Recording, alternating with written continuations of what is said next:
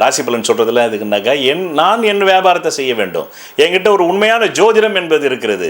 அந்த உண்மையான ஜோதிடத்துக்கு எனக்கு சில நுகர்வோர்கள் தேவை. அந்த நுகர்வோர்களுக்காகத்தான் ராசி பலன் சொல்லிக் கொண்டிருக்கிறேன். இப்போதும் உட்கார்ந்து கொண்டு குரு பேச்சு சொல்லிக் கொண்டிருக்கிறேன். கடந்த 10 வருடங்களாக பணவரவு நாட்களை தந்து கொண்டிருக்கிறேன். அந்த பணவரவு நாட்களில் 10 லட்சம் வந்ததாக ஒரு முகமதியர் சொல்லியிருக்கிறார், 15 லட்சம் வந்ததாக ஒரு கிறிஸ்துவர் சொல்லியிருக்கிறார், 5 லட்சம் வந்ததாக ஒரு இந்து சொல்லியிருக்கிறார், ஒரு பௌத்தர் சொல்லியிருக்கிறார், பார்சி சொல்லியிருக்கிறார். இது எல்லாம் என்னுடைய ஜோதிட இருக்கக்கூடிய அடியாழ உண்மைகளை சொல்வதற்கு எனக்கு நுகர்வோர்கள் தேவை, என் மக்கள் தேவை. அவர்களை பிடிப்பதற்காகத்தான் சொல்லிக் கொண்டிருக்கிறேன். ஒரு கட்டத்தில் அவர்கள் எல்லாம் நான் பிடித்து விட்டால் ராசி பலனே சொல்ல மாட்டேன். அப்போது உண்மையான ஜோதிடம் ஆரம்பமாகும். அதற்கு முன்பு சொன்ன ஜோதிடத்தை எல்லாம் நீங்கள் ஸ்லேட்டில் அழித்துவிட்டு புதிதாக கற்க வேண்டும். அந்த புதிதாக கற்பதற்கான அடித்தளம் தான் இந்த குரு பேச்சில் உங்கள் வாயிலாக வந்த கேள்விக்கு இப்போது நான் தந்து கொண்டிருக்கும் விளக்கம்.